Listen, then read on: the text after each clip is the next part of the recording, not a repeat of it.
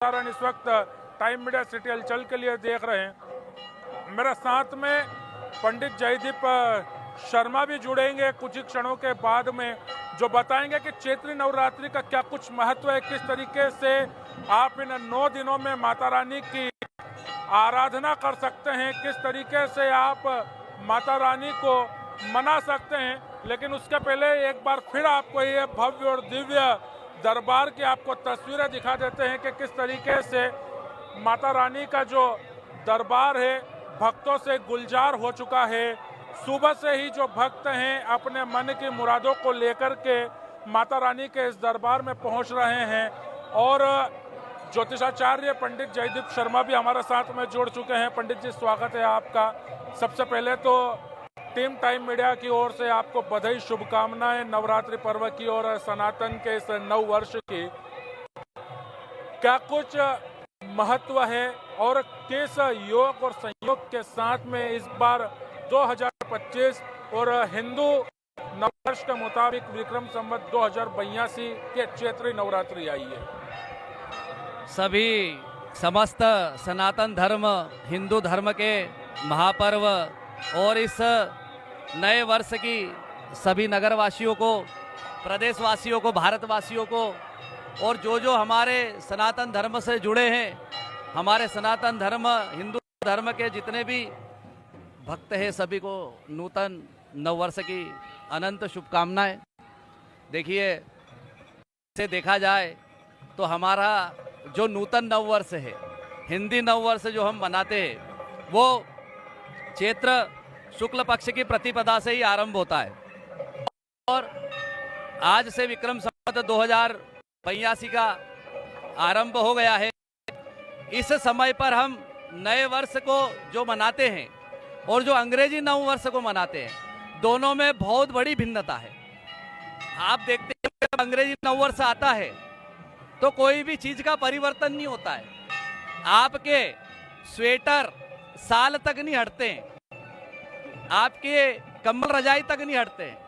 लेकिन हमारे नूतन नव वर्ष जब आरंभ होता है चैत्र पक्ष का, तो आप देखते हैं कि मनुष्य के साथ साथ प्रकृति में परिवर्तन आ जाता है। इस समय पर हम सर्दी के मौसम को छोड़ करके और सभी प्रकार के जो साल स्वेटर ओढ़ के बैठे हुए थे उनको हटा करके नए वस्त्र धारण करके नूतन नव वर्ष में प्रवेश करते हैं।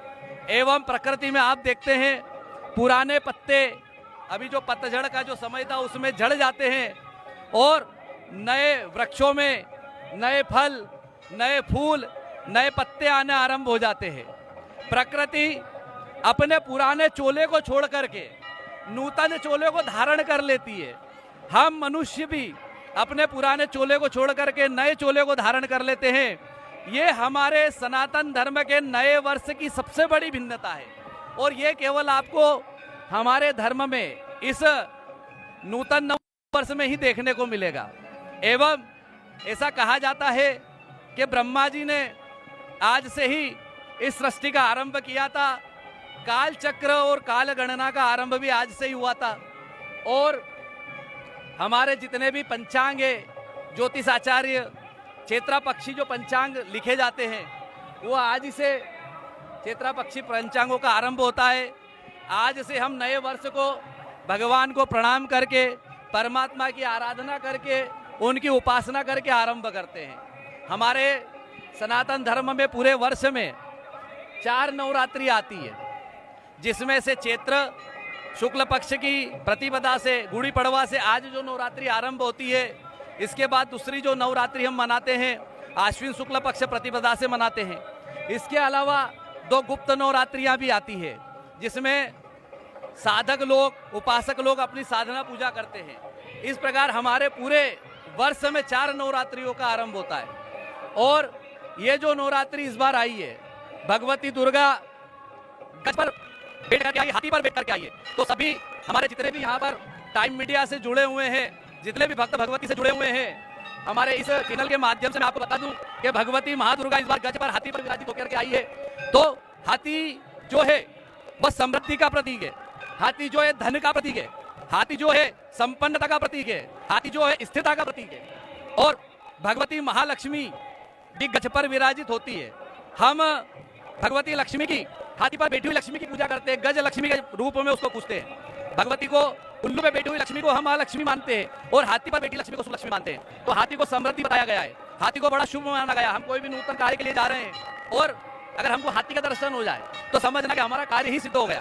तो नए वर्ष पे मां भगवती दुर्गा हाथी पर विराजित होकर के आ रही है। इससे अच्छा, इससे बढ़िया और अच्छा शकुन हमारे लिए कुछ हो ही नहीं सकता है। इस वर्ष हमारे लिए ये वर्ष काफी शुभ, काफी कल्याणकारी और काफी महत्वपूर्ण होने वाला है।